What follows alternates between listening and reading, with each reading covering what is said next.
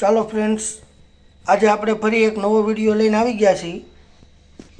આજે આપણે દરેક ફરસાણની સાથે ખવાતી લીલી ચટણી બનાવશું।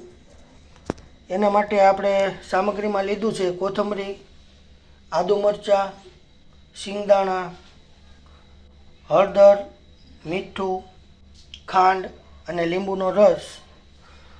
તો આ બધી સામગ્રીથી આપણે સરસ આજે લીલી ચટણી બનાવશું।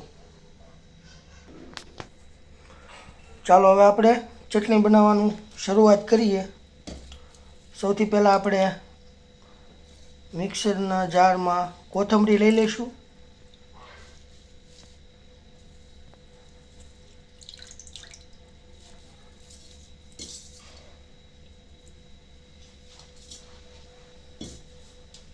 હવે એમાં આપણે શિંગદાણા, આદુ મરચાં અને થોડી મસ્તી હળદર, ખાંડ નાખશું, લીંબુનો રસ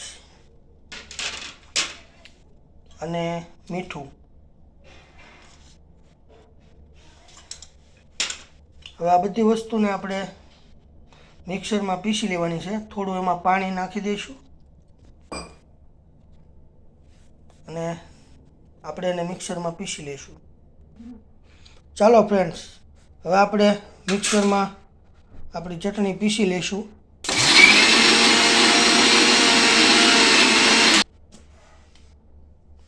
જો આપણી ચટણી સરસ પીસાઈ ગઈ છે, કલર પણ એકદમ સરસ આવી ગયો છે। તો આપણે એને કાઢી લઈશું। ચાલો, આપણી લીલી ચટણી બનીને તૈયાર છે। આ ચટણીને કોઈ પણ ફરસાણ સાથે તમે ખાઈ શકો છો।